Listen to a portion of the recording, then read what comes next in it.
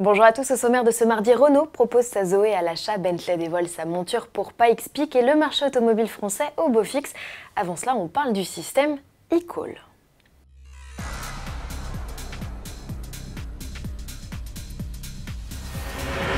Le système d'appel d'urgence eCall devient obligatoire. Ce dispositif apparu dès les années 2000 chez les marques du groupe PSA va désormais intégrer toutes les planches de bord des véhicules neufs homologués à compter du 1er avril 2018. Cela ne concerne pas les modèles existants, même restylés, en cours de production. Quelle est la mission du dispositif eCall? Prévenir automatiquement les secours en cas d'accident. Pour que l'appel soit émis vers la plateforme d'assistance, les airbags doivent se déclencher. Un opérateur urgentiste pose alors deux questions, toujours les mêmes.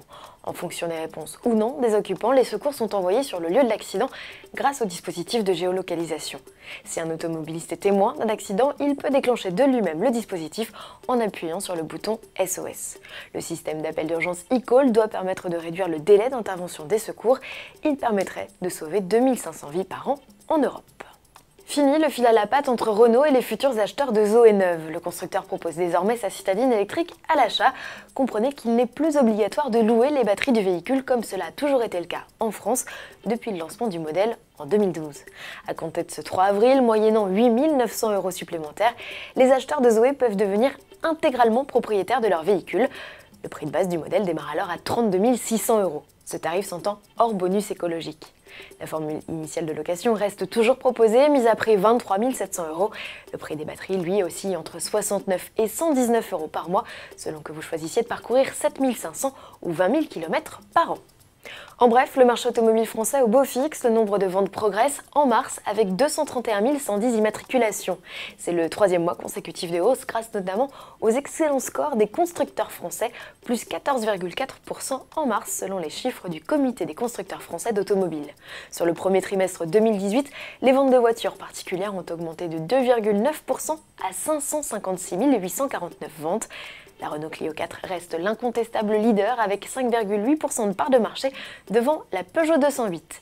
Le podium est complété par le SUV Peugeot 3008 qui rafle 4% des ventes. La Citroën C3 et le Renault Captur complètent ce top 5. Que de beau monde au départ de la course de côte de Pikes Peak le 24 juin prochain.